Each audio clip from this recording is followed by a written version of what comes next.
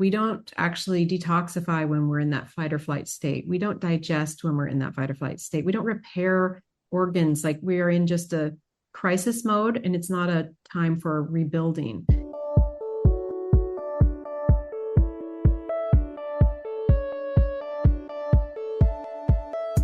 So you want to make an impact. You're thinking about starting a business, sharing your voice.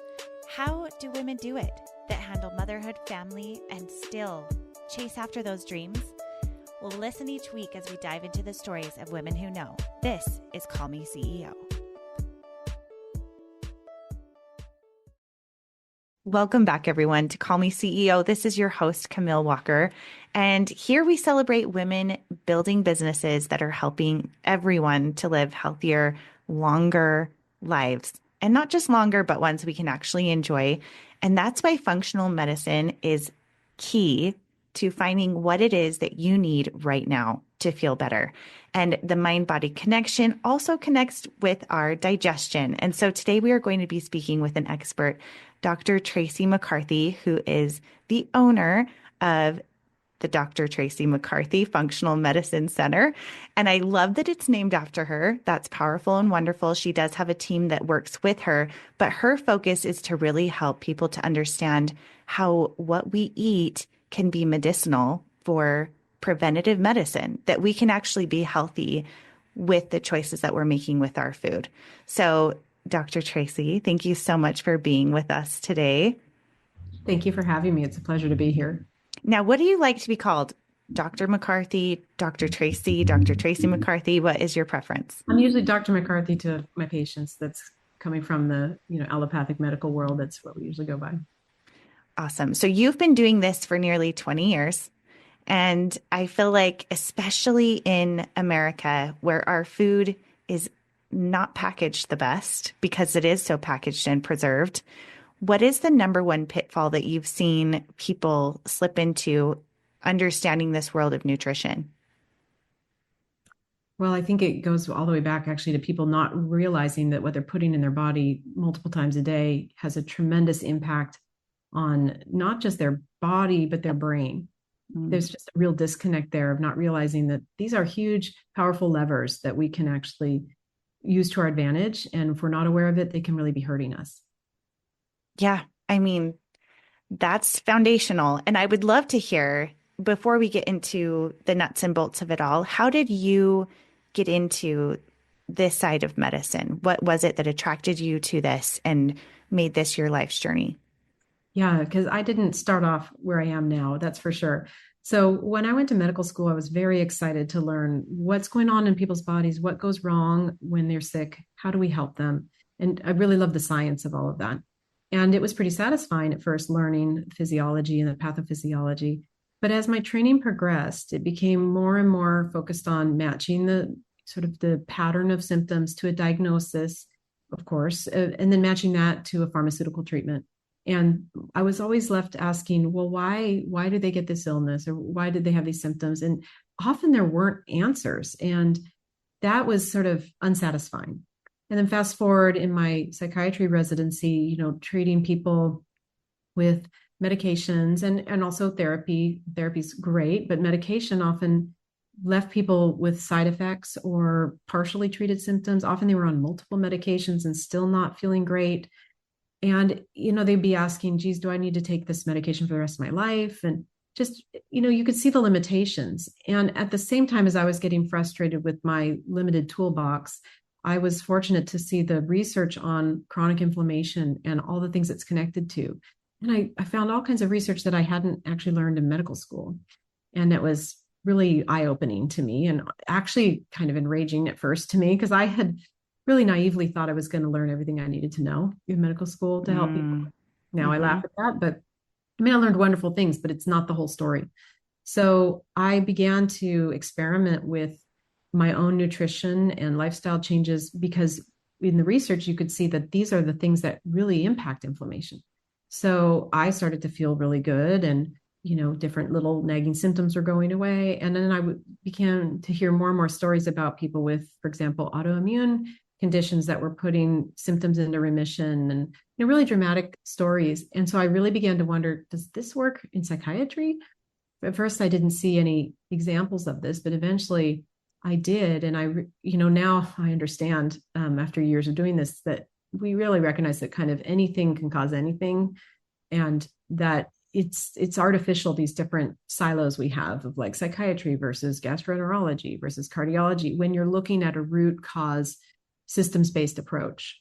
Different people have different vulnerabilities, and their symptoms are going to show up differently even with the same triggers from person to person. So I was able to go discover the Institute for Functional Medicine that actually trains physicians in this approach, and did my training. Realized I needed to open a private practice if I was actually going to do this kind of work, because I was at that time working in an inpatient psychiatry hospital where I couldn't affect, what they were eating or influence the kinds of things I wanted to influence. So I began my practice, which is a whole nother journey, because I didn't know how to do that, how to be in business. And started to work with people first on their nutrition and then on their digestion, and then work on reducing toxins, and then adding in balancing hormones. And at every step of the way, just saw better and better results. And the best part is just how empowered people feel and how they can then be in the driver's seat and really affect their health. So that's brought me to where I am now, where I'm so fortunate. I get to work with great patients and really partner with them and see these wonderful outcomes that I didn't get to experience before. I have so many questions. And first off, I want to say thank you for taking that ambitious leap of doing your own thing, because I feel like the more I learn from people who have been in medical school, there's so much to learn, and you all work so hard. And yet there is gaps of hormone education or functional wellness like this. And so thank you for doing that. It must have been a really long journey to get here. I would love to hear, opening your own private practice, what were some of the biggest hurdles for you to make that a reality? Well, it's probably a good thing I didn't know what I didn't know, because Mm. I wouldn't go back and change anything. I'm really, really glad for every step of the journey, but I think I would have been overwhelmed if I'd realized all the pieces I was going to need to learn. But yeah, I think, part of it is this kind of medicine is very different. Everyone is used to the model of my insurance pays, and if it doesn't not cover by insurance, I don't do it. But of course, that's all built on this pharmaceutical system with like 10-minute doctor visits. And that's not how you do the detective work of finding root causes. You have to take time with people, and you're doing things that insurance isn't covering. So, I had to realize that for a business where people are going to have to invest their funds, that actually involves like marketing and patient education, and helping people know what's possible. But that's all been, I've been figuring it out the whole time. And that involves a lot of education and public talks. And, there's just, that was probably the biggest first part of hurdles. There's been many, many learning lessons along the way, but it's all been worth it. That's for sure. Okay. Well, I have selfishly questions that come to mind for my own family and for many people that I talk to, but I know that there's a lot of relation to the mind-body connection, the book, The Body Keeps the Score. If you're having a chronic illness or symptoms creeping up, what is the first thing that you suggest someone does to start to unravel the knot that they're in? What do we do? And what are some steps that we can do to figure out what's going on? Yeah, great question. Well, you referenced The Body Keeps the Score. And I think that piece of it is really important, that mind gut connection, mind body connection. I'm thinking specifically about the gut right now. The state of your nervous system has an enormous impact on all your physical health. If we don't actually detoxify when we're in that fight or flight state, we don't digest when we're in that fight or flight state, we don't repair organs, like we are in just a crisis mode, and it's not a time for rebuilding. So if we're just living in that state due to trauma or stress, that has to be addressed. Otherwise, you can take all the supplements in the world and eat really great food, but your results are going to be limited. So I think if just becoming aware of stress, becoming aware of past issues that maybe are still alive for you that would benefit from working with someone on that, that's very worthwhile. So that's that first. And you mean therapy when you're saying working with someone? Yeah, there's all kinds of ways that can Yeah. look, really, you know. Some form of emotional regulation. Exactly. Whether it's psychotherapy, of which there are many types, whether it's like a somatic experiencing therapy or trauma informed yoga, or there's a lot of ways. Mm-hmm. And I think you have to find the things that work for you and experiment some, and that's fine. And then there's all these tools for regulating your nervous system, right? We're starting with simply slow, deep breaths. That's huge, you know, taking time to take a walk, you know, outside and getting the sunlight and being exposed to nature. These things are actually really big, but getting aware of the role of the nervous system and attending to that is really important. Mm. Amen. I think that medicine right there, fresh air, nature, breathing, those are all things we have access to. And I think we forget how powerful they are, that it Yeah. really can make such a difference. Yeah, they're actually very, very important. I mean, I think I didn't understand, you know, when people say take a deep breath and it'll help you relax, it never felt real to me until I understood, oh, when you take a deep breath, you're actually turning on your parasympathetic nervous system. And that's that rest and digest state. That's the opposite of the sympathetic nervous system, which is the fight or flight. Like it's an actual physiologic like switch you're turning on. And after that, it started to really make sense, you know, okay, we can manipulate our nervous system state and we want to. We want to not be living in fight or flight. Hmm. Amen. Yeah, let's talk about that a little bit. So let's assume that we are now in a place where we're taking care of the parasympathetic things we can control, whether that's through yoga, therapy, nature, whatever the thing is. Now turning the dial over to our nutrition, what is a good place to start there? Well, first of all, it's all about baby steps. So again, it's about seeing where are you at right now. Hmm. It's big things that people are consuming on a, you know, everyday basis that are really driving a lot of our health issues are just processed foods with bad oils and lots of sugar and refined carbohydrates. I mean, it really just boils down to that. That's the biggest lever we've got. So, you know, for example, if you're a big soda consumer, you might want to start with replacing the soda. Just don't worry about the food yet. Just work on getting the soda out and putting in some like sparkling water. So maybe with lemon or something to make it a little more interesting for you. If it's, you know, you're eating fast food all the time, starting to find some healthier substitutions that are still easy enough to do. But starting with one thing at a time and not overwhelming yourself, not trying to overhaul your whole diet at once. That's not going to work and it's not going to stick and it's going to be too much. But one step at a time. And then when that's an easy habit, you do the next thing. But focusing on removing those processed carbs and those processed foods. The thing is, they're just really inflammatory triggers in everybody's body. And that's because those processed oils, and I'm talking about like corn oil and peanut oil and soybean oil, and these oils that are from generally from grains or, like I said, soybeans, they contain a lot of omega-6 fats that are very fragile and they get oxidized. And omega-6 fats, even when they're not oxidized, are pro-inflammatory. They're actually a trigger to turn on our immune system and rev up our reactions to things. And that's how they're supposed to be. There's also omega-3s you've probably heard of that's in fish oil and in things like salmon. That's the anti-inflammatory signal. So these are supposed to be in balance in the body. I describe it as like the brakes and the accelerator on the car.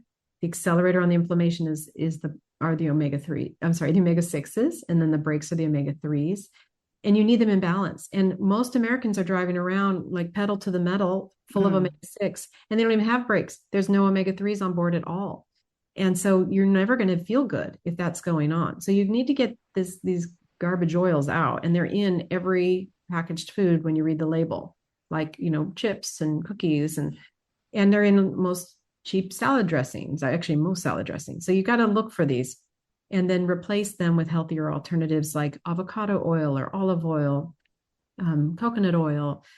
And that makes a huge difference. That can really affect your mood, just making that kind of oil change. Hmm. Now, you mentioned that you went through your own journey of functional medicine. Is this something that you were finding you needed help with as well, going through and replacing? Yeah, I mean, I did make all these changes as I learned about them. That is for sure. Hmm. A lot of people in functional medicine got to it because they or a family member were quite sick, And in my case, I was not sick. I was really fortunate. But, what's funny is as I started to learn functional medicine, I realized that I had these different symptoms and I did have some problems that, we just sort of dismiss because we're like, it's common, it's normal. Well, so many things are really not normal. So then by learning functional medicine, I recognized that I did have some issues, and it's enabled me to get to the root of those and really change just my health. And then, the health of my kids. I was having babies around the time I was learning all of this. So that's been a totally important aspect for me that changed the health of my family. But yeah, absolutely. These are the changes we make at home and the fats we use, and really try to minimize those processed carbs as much as possible, because those are also inflammatory and just feed the wrong gut microbiome or bacteria. They have a lot of effects. Yeah. I'm curious if you had an easy swap that I'm just thinking of all these different examples, especially for our kids. They can be a little trickier to make Yeah. swaps with. What are some good tips for us helping our children to do the same? Well, I would say that they really take their cue from us. So I think what we're doing most of the time at home is what really matters, not obsessing about every single thing they do when they go to a birthday party or a friend's house or any of that. But how are you eating, and not cooking separately for them. That I feel like is a real A road to. slippery slope to stress and despair. I'm like, don't do that, please, because you'll be so miserable and you have a kid that only eats like chicken nuggets and macaroni and cheese. Like from the beginning, just cooking, showing them cooking, having them involved, and then eating together. That's been the biggest factor for me to get them to have a broad diet and be really open to things. Obviously, if they're not on that now, then that's going to take time, but they're watching you. So, you by example, getting them to try things and running out of some of the things that aren't healthy. Like, oh, they're out of them now. We don't have that, they will start to eat other foods. So, that's in general what I would recommend. If, anybody's particular swap, there's lots of different ways to there's all kinds of things you can do for any particular thing that someone really wants to keep eating. Okay. I'm going to rapid fire ask you some questions for swaps. You ready for this? Okay, I'll do my best. I'm just curious, I'm not going to make it hard. Okay. So opinions on milk. Are you doing whole organic or do you do something else? No, I do have feelings about milk that, first of all, whole is critical. You do not want to do low fat dairy products at all. And, there's still a lot of people that have fat phobia. This is sort of was from, honestly, like from the 80s. And that has all been debunked in the research, but people are still fearful about that. And definitely no child should be on anything that's not whole milk. So that I feel really strongly about. I also want it to be grass fed if possible. They should be cows eating grass, because that changes the fats in the milk. So that's really important. Yes. So organic, yes, we do not want to be giving them pesticides. Like there's already a big toxic burden in our environment. We can't control all of it, but the food we can influence. So purchasing when possible is well worth it. Costco has whole organic in cartons that we love. And we've switched to that and we're really happy with that one. Okay, next one, yogurt. What do you choose? Well, I have a son who's a real yogurt addict. And so he eats what locally for us is Strauss organic yogurt. That's grass fed and always whole fat. And it's also no sugar. It's just plain yogurt. And he's always loved that tangy, sort of sour plain yogurt. And sometimes he puts blueberries in it or sometimes like a gluten-free granola or something, but it's pretty much a staple for him. Okay.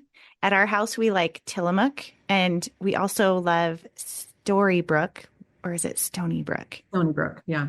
So we had the girls of Stony Brook on this podcast and they're Cool. amazing. You can't find their yogurt everywhere, but it's more typically in like your Whole Foods and it tastes like ice cream. It is so good. Okay, my next one is bread. Well, I don't think bread's really good for people in general. That doesn't mean we don't have bread in our house. We do have a gluten-free bread that I use sometimes for sandwiches for the kids to mix it up. But the bottom line is that it's processed carbohydrates that are really not good for our blood sugar, even, gluten aside. A lot of people's symptoms of anxiety are coming from the blood sugar going up and down in the body. And so Mm, these high carb things without enough protein or fat to balance that out can be bad news. So bread for us is like a sometimes food. It's not like everyday staple. okay. So no, you're not saying like do whole wheat, sourdough, jack sprat. Like if people are in the I store, mean, what do you, organic, please, okay, definitely. A okay. lot of people are sensitive to different things in wheat. Gluten Mm-hmm, is one of those things. A lot of mm-hmm, people react to different lectins in there or something called FODMAPs, which are like little fermentable sugars. So it's easy when you're eating something every day to think it's not causing trouble. But if you take it out for a month and then you reintroduce it, you might realize you have been reacting to it. That's not everybody, but mm-hmm. it's so you have to, that's a personal thing. You have to figure out if Yeah. you are personally reacting. But I think organic is good. And again, you know, limiting the quantity, I think is important. Okay. How about chips? I know you're going to say no chips, but is there any that No, you're I'm not. like, siete? Is that what Yes, you're, I love those cassava chips. And partly why they're so good is also they use avocado oil. So this is an example mm-hmm. of reading the labels and seeing like, oh, this is actually a high quality product. Like that's all right. We Are can have, popcorners decent or not so much? Do you is it a know? brand? Popcorners, it's like made from corn. I mean, I'm not familiar with that product. Okay. I will say Okay. corn is another one where, that's usually GMO, like a lot of Yeah. So pesticides. maybe not. So, if you can get an organic corn and then you don't react. I mean, here's what we do with popcorn. It's not something we have all the time, but I just actually get the bulk organic popcorn, like unpopped Mm. from our co-op. It's really easy to make your own popcorn and it's fun. Do you have a And popcorn machine or do nope, we you? do it in a pan and we put Okay. the avocado oil in. And so I can control like what oils and what corn. And then you put like grass-fed butter on it, melted. It's delicious. And it's a fun treat. Okay. So you said avocado oil for that, for the That's what we popcorn. usually use. Yeah, it's Okay. a nice neutral oil. I wouldn't use olive oil for high heat. Yeah. That's when I was like, that would be a situation. Okay. What about deli meats? Have you ever felt like you're going through the motions and not really sure what's driving you forward? It's time to rediscover your purpose with my free 5-day Discover Your Why. This is a video workshop that in just 5 days, you'll gain clarity on what motivates you and how to align your life and your business with your bigger vision. Because when you know your why, you make better decisions, you build momentum, and you create a life you actually love. Join the free challenge now at CamilleWalker.co. That's CamilleWalker.co, and let's uncover your why together. There's high quality deli meats out there. In fact, you mentioned Costco earlier. They use that. What is it? True Story? Is that the brand I'm thinking of? That is at Costco a lot. That's organic and usually pastured meats, like grass-fed beef. I think so, if I'm remembering correctly. But it's about reading the label and Mm-hmm.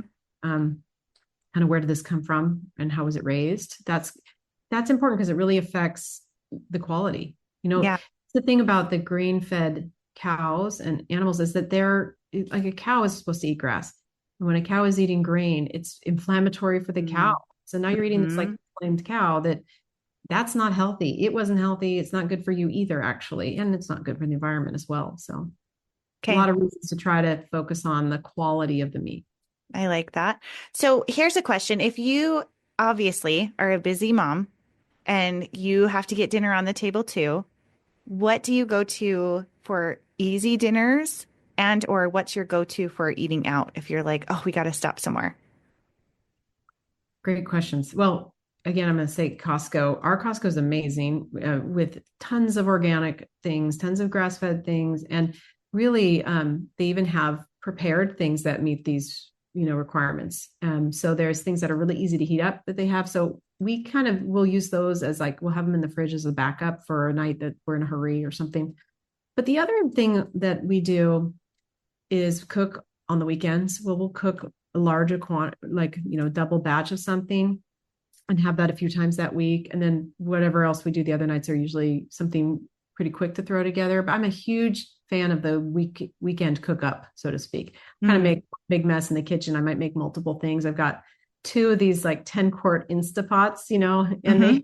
those are my favorite because I can just make all kinds of things. I'll make like soup for kids' lunches, or my husband makes a lot of like chili verde or roasts in them. So I think those are wonderful tools. And I think that approach to cooking has really worked well for us because we're both working all day. Yeah. So those are kind of the strategies. A really fast meal at our house is sometimes like some high quality sausage in a salad, and maybe we quickly like dice up some sweet potatoes and roast them. We have some different things we can throw together pretty quick if need be. Yeah. And do you ever eat out? Oh yeah, we definitely do. So where do you go? Well, we have we certainly do like our local taqueria, and that's not going to be healthy per se. There's no control over the quality of the food in the meat, and it's not organic. And there's concerns about microplastics in fryers. So, these are the kind of things. It's like we live in the real world, and Right. we're not purists, but that's not what we're doing every day. Like that's the main thing I think that's important is like, what are you doing most of the time? Like the 80/20 rule. Yeah, and there are some options too that are going to be more healthy. Like Thai food is often a really great choice. That's where I avoid gluten and I can do that there very easily. And they've got good fats with the coconut milk and veggies and meat. But that's not like for us a everyday kind of place. So I like it. I like asking these real life questions because I'm sure people are listening and going, oh, it's so hard. Like we stop at McDonald's and my 16-year-old really likes McDonald's. And I'm like, okay, we need to work on this digestion situation. So I want to talk a little bit more about how we can naturally boost our energy, our mood through our food. What are some key components that we want to be looking for? yeah, so we just talked about the things to try to minimize, right? Hmm. Again, you don't have to be perfect, but if you really avoid the processed foods more and the sugars, and reduce that, that's going to help a lot. The things then to think about adding in, I mentioned the omega-3 fats. So that's going to be from certain seafood. And you want to be careful with the seafood because you don't want to get a lot of mercury at the same time because Hmm. that's toxic to your brain. So like wild caught salmon is the most popular, easy form to get omega-3s in.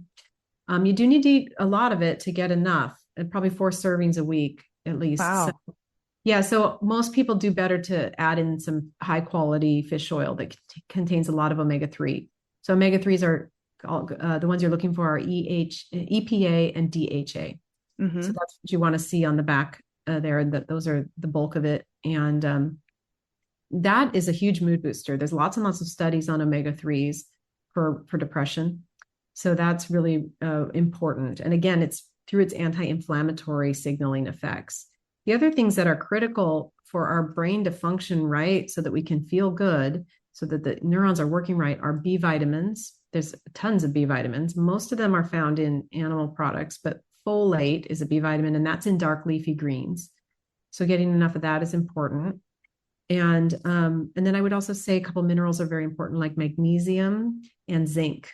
Often people are low in both of those. And a multivitamin that contains all those Bs and some zinc would be really great. And then often supplementing with magnesium is very helpful as well. It can help anxiety, can help sleep. And then it's involved in just hundreds of reactions in the body it's needed for. And it's just not you can certainly focus on magnesium rich foods, but it's hard to get enough through food. So that's one I definitely recommend supplementing with. I have a magnesium powder form that I love by Bio-Optimizers. I Mhm. don't have a discount code, but I'm a big fan of Shalene Johnson. And if you go to Bio-Optimizers and use Shalene, that will give you a discount. And it's a really yummy mix in. I just put it in my water in the mornings and it has helped so much. I love it. It's not something I drink at night. I like drink it in the morning and the day and it's fine. And I sleep great. So that's been a really good help for me. And then zinc is, we're a big fan of zinc. I think it was when we were going through the years with COVID where we learned that zinc was really good for helping your immune system and fighting off illness. And so we always have chewable zinc on hand and have that for ourselves and our kids. So that's been really helpful. Yeah, that BioOptimizer's magnesium is good. And for if people are having sleep issues, it's a good time is to take it at bedtime, but it won't Hmm. sit like you're experiencing. It's fine to take in the Yeah. morning. Yeah. And the one I drink is like a mixture of magnesiums. So I don't, it's more than one. And That's I'll their link whole to it thing with the below. So optimizers. It's a yeah. blend. Yeah. Yeah, it's a blend. I'll link to it so you know what I'm talking about, but it's been really, really helpful. What are some of your favorite vitamins or supplements to take? Well, on the magnesium topic, you mentioned there are a lot of forms of magnesium in what you're taking, and that's right. Some are going to be more laxative, so they're helpful if you're not having bowel movements every day. Mm. People will say this is a little pet peeve of mine, and well, a concern of mine, I should say, that when people will say, "Oh, I'm regular, I go every 3 days," like, no, you need to go every day easily. That otherwise you're not detoxifying properly. So if you're somebody who doesn't go to the bathroom every day, doesn't have bowel movement every day, then magnesium citrate is a really great option. It's gentle, but it is helpful. But when people don't have that problem, I like to use magnesium glycinate a lot, and that's largely because of my psychiatry perspective. The glycine in there is very helpful for anxiety, as is the magnesium. So that combo Mm. is lovely for helping people feel calmer, more relaxed, less anxious. I have a question about that because I have a child who is coming off of a prescription of sertraline. Mm. And I was talking with a friend yesterday, and she said, "Well, what is the doctor's protocol for taking for the weaning? Like, what are you supplementing with?" And I was like, "Oh my gosh, I should have asked that." She's like, "You need to talk to a functional doctor." So this They is won't really have one. kismet because I would love to hear what your opinion is on that. If you are weaning off of something, like a Prozac Yeah. or a sertraline or something like that. Yeah, I think it's really important. And unfortunately, I think when you ask most psychiatrists, they won't have a protocol Mm, about that because they just aren't taught that. They don't even yeah, know. yeah. Really, some basic things can make a big difference. And they're the things I've already mentioned. And I would say, like, being on some of these for several months before weaning makes it ups the chances that it's going to be a smooth process. So, Mm. magnesium for sure. The B vitamins we just talked about So with the. sorry to interrupt you, the glycinate one or Yeah, I mean, just about any form except for magnesium oxide, that doesn't get okay, absorbed. But okay. magnesium glycinate is wonderful, and that would, Hmm. especially in a case where someone was on an SSRI, then it's probably depression or anxiety. So magnesium glycinate is going to be helpful. And then the B vitamins, making sure it has the active form of folate in it. So don't not one that says folic acid, but one that says L-MTHF. That's the kind of folate you want in there because a lot of people with depression or anxiety are struggling with difficulty making that active form. And so getting that in the vitamin is going to be helpful. Now, does that mean that it's methylated Mhm. or okay, okay. Yes, if you've heard about methylated B vitamins, then that's Hmm. the methylated form of folate. Yeah. Okay, Which perfect. means the active form in the body. Because some Okay, people's I'm genetics with make it a you. little bit harder to do that, to methylate. And Yeah. then zinc, yes, Hmm. making sure that the zinc is on board. Now you got to be careful with these things. You can't do high dose zinc for a long time you can deplete your copper that way, but zinc in a multivitamin is fine. Um, and then the omega 3s, that's really, really important. So, I would be on, I mean, I can't give any specific medical advice, but an average amount for people that could be helpful is probably 2 grams of omega 3s. So Hmm. if you're getting a high quality one, that's usually two large soft gels. Yeah. Okay. Yeah, that's Yeah. helpful because oh, sorry, there's Well, more. that's the main, those are the ones that come to mind right off the bat. I would say also sometimes nutritional lithium. So lithium orotate, like 5 milligrams. This is just a mineral. This is not prescription lithium for bipolar disorder. This is like a teeny tiny dose that lithium is found naturally in water supplies, but the amount varies. And that's one other thing that's been helpful for lots of people coming off is just making sure that mineral is present as well. Hmm. And is that something you get over the counter or is that something you Just a need supplement, prescription? just a Okay. supplement. Yeah. Hmm. That's interesting. I haven't heard of that one. And something with that too is for someone who is taking a lot of, let's say they're having digestion issues Mhm. and there is almost that battle because if you are doing, let's say like a Prilosec or something like that, and it can cause so that people aren't as regular, but then it reduces the acid reflux. It kind of becomes this yo-yo of like pulling back and forth. What would you suggest for people who are in that state? A couple things. First of all, if you're in that state and you're having any issue with mood or fatigue or like nerve pain, if you've been on Prilosec for a long time, you may have really depleted your vitamin B12. So Mm, taking a B12 lozenge under the tongue, that's what I would be doing right away if you're on a proton pump inhibitor. That's that kind of medication. But to get more at the root cause of this reflux, there's a number of reasons people can have it, but often things can improve quite a bit if they do that step I talked about earlier, which is reducing the processed carbohydrates. That can be a game changer for reflux. I mean, what you've got going on there is poor digestion, then kind of forcing acid up the esophagus. There's this pressure. You want the stomach acid. You need that for digestion. And that's why you deplete the B12 because you don't absorb B12 without enough stomach acid. So, shutting down the acid is sort of like an emergency thing to help with the pain from that acid's causing in the esophagus where it shouldn't even be, right? So you do that temporarily, but if you can get the root cause, you want that acid again in the stomach so that you can be killing bacteria and activating enzymes and doing all the things it's supposed to do for digestion. okay, really good advice. Those are just the top two things that come to my mind. And I know that with functional medicine, there's so many other symptoms that people have with like rashing, like breaking out in, is it psoriasis or Psoriasis different is a things? skin condition, Yeah, skin condition. Yeah. which I know that that can be affected a lot by your food. And there's a lot of different questions that people have. What is a good, let's say, and I'm not sure if your practice treats people virtually. Do you offer that? Or, Yes, we do, but they have to be California residents. oh, okay. So for someone who maybe isn't in California, what would be a good way to find resources for this type of medical help? Yeah. So if you're looking for education, like you're early to these ideas, you want to learn more. That's why I created my online course, which is the Natural Mood Solution, where you can like really learn about all these things we're talking about today and the steps you can take on your own. Then if you're looking for a provider, a practitioner, like maybe you've done a bunch of work on your own now and lots of things are better, but certain things still aren't better, and you need to dive deeper and get testing, then I would utilize the Institute for Functional Medicine's website. They have a find a practitioner tool there, and that's a great way to find somebody in your area who you can see that they're certified by them and properly trained. Okay. Well, cool. So you have this course. We'll make sure to link to that below. I would love to check that out. I love to ask very real questions. As you can tell, I've been like grilling you, but I'm curious. This last set is what is a typical day for you? Let's of what you're eating or and also exercise and also vitamins. I would just love to hear like what works for you. And I know that this is not medical advice. It's just your opinion, but what are some go-to like, ooh, this is a great breakfast I love to have or lunch or dinner?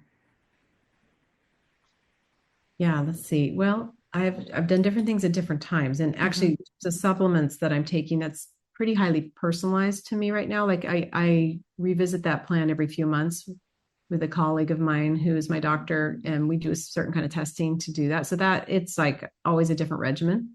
That's Um, amazing. So are I you was doing like your what kind of tests? Like blood, saliva, all of the things depends. every It few depends. months? Okay. Yeah, or also yes, that's essentially right. And there's also we utilize a autonomic response testing, which is like um, a muscle testing based approach, which also Hmm, tells you what the body actually wants right now, which is really, that's really a amazing. Or like breakthrough. a hair test. Do you have you done those too to see what Our hair like testing is often for minerals, and this kind of limited. It can tell you certain things for sure, but yeah, I've done that before with a yeah, liver detox and it was fascinating. yeah. So, so my supplements change like regularly, but I will tell you themes are supporting detoxification. I have had some mold in my system. I'm working on getting out mold toxins. That's really important to get rid of if you've got that. Um, Supporting hormone balance, and reducing inflammation, just different things that are targeted toward that. And food wise, well, for a long time, I like to start my day with what is called, based on the creator of it, a rocket fuel latte. It's Mm. actually it's kind of based on the idea of a bulletproof coffee, Okay. that or a butter coffee. But this is actually and I drink like a water processed decaf coffee, and then I put in cacao and I put in cacao butter and a few drops of stevia and a little bit of collagen powder, and just begin my day with this sort of high fat drink. And then I might Amazing. have some eggs if I'm hungrier. And and I'm always making eggs for my kids and sometimes other breakfasts. And then lunch, I did a salad delivery for quite a while, but now I've been doing a trial of ketogenic diet. So I'm back to making my own food for that. And I usually will cook something that I can have for a number of days.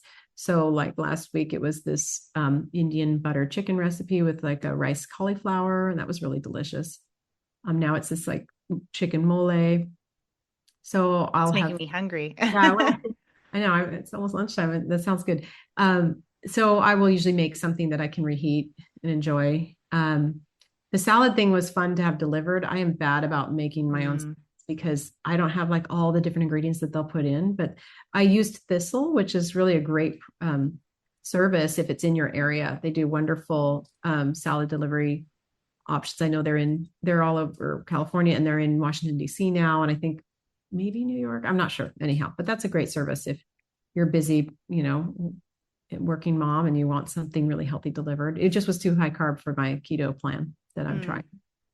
And then dinners are all kinds of things, but some kind of some kind of clean protein. It's either fish or meat of some sort with lots of veggies and tasty sauces. And it's all about enjoying the food.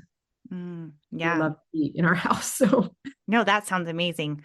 I also was wondering, what is your opinion on bioidentical hormone? Is that something that's a part of your practice as well? What is definitely. your opinion on this, and when do you think people should start it? I mean, that's when they should start. It is pretty individual, but I'm a big fan of bioidentical hormones and see the huge benefits all the time in my practice. And, um, even you see it in I'm part of a mastermind right now about reversing cognitive decline from Mm, for anybody interested, Dr. Dale Bredesen's research on reversing Alzheimer's. It's really amazing, and it's a functional medicine approach. And the hormones are a key part of that. Like for some yes. people, that's that nerve sort of growth signal that they need. And I've worked with lots of women that when menopause hit, they just felt like their brain wasn't working right anymore. And I mean, they need the hormones. Hormones are very, very helpful for a number of things, bone health, skin health. I mean, it goes on and on. So yeah, I find them very helpful. I do think it's important to do all the other parts besides hormones to make sure that the other hormones in the body are balanced right, because they all interact, like Mhm. insulin, thyroid, and cortisol. And then the metabolism of the hormones that if you're taking estrogen, you got to make sure you're metabolizing it properly down the healthy pathway and on unhealthy pathway. So those are things we monitor. But I'm a That's fan. brilliant. Yeah, yeah. Okay. What is your opinion on testosterone bioidentical hormone? There's so much controversy in my world with, is the pellet good or is it bad? Or is the shot better or are the creams? Like, I know it's different in its preference, but for your opinion, I'm I mean, curious I will which. preface this by saying I don't use a lot of testosterone in my practice. It's not my focus. That's another one where I feel like I work a lot more upstream. Hmm.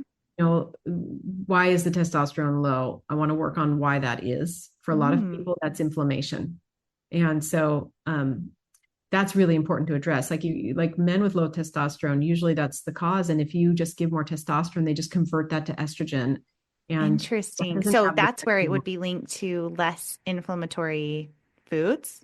Yeah, that would be important. That would be one piece of the puzzle for Hmm. improving their testosterone. But I will say when I do prescribe testosterone for men or women, it's a cream. I mean, for men, sometimes a gel. Okay. All right. Well, I think I have used up so much of your time. This has just been a well of knowledge. Thank you so much for taking the time and sharing this with us. And please let our audience know where they can connect with you, your practice, your course, and everything online. Yeah, you can find me on Instagram at Dr. Tracy McCarthy. That's DrTracy. MCCARTHY.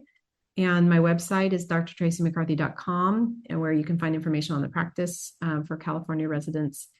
And I have also a free guide that is a great way to learn more about what you can be doing now today to start feeling better. And that's called the top 10 overlooked causes of depression, anxiety, and brain fog. You can find that at drtracymccarthy.com/top 10, which is TOP10. Perfect. We'll make sure to link to that as well. Thank you so much for coming on the show. This was so much fun. And thank you for taking all my questions. There's two questions I ask all my guests, and it's what are you reading, watching, or listening to? And the second is a motherhood moment you'd like to share. Okay. Well, I'm usually reading several things at a time and listening to a few things at a time. Just this morning, I was listening again to Mel Robbins' Let Them Audible. Really enjoying that, finding that very helpful. I think a lot of us have been conditioned lifelong to be people pleasers in some way. And that's I think, a helpful book on letting go of some of that so that we can have less stress and be happier and healthier. Amazing. I would recommend that. Gosh, motherhood moment. There's just so many, but I'm just thinking about my boys who are both wrestlers and learning that watching this season, learning a lot more about what's going on when I'm watching it to understand it. And then joking around at home, like trying to do these moves with them, which is pretty funny because I feel like that's the thing usually dads are doing, like, physically playing with the kids in a way where I might be doing, a different kind of interaction, but it just gets great. happening, like just like trying to play wrestle with my son. I mean, he could kick my butt any day. So he's going extremely gentle on me because, he's taller than me now, but it's a lot of fun. So that's been funny lately. Oh, that's so cool. I love that you wrestle with your boys. My two younger boys, that's their love language. They're like, tickle me, mom, wrestle me. They just love it. So that's amazing. All right. Well, thank you everyone for tuning in today. I hope you enjoyed all of those questions and answers. I know I did. I was taking notes. I'm going to go back and make some changes and know that it's one step at a time. If you're feeling overwhelmed because Dr. McCarthy is killing it, that's okay. We can do it one step at a time, and it's worth the investment of your time. So I'm wishing you a happy, healthy day, and I can't wait to see you next time. Hey, CEOs, thank you so much for spending your time with me. If you found this episode inspiring or helpful, please let me know in a comment and a 5-star review. You could have the chance of being a featured review on an upcoming episode. Continue the conversation on Instagram at Call Me CEO Podcast. And remember, you are the boss.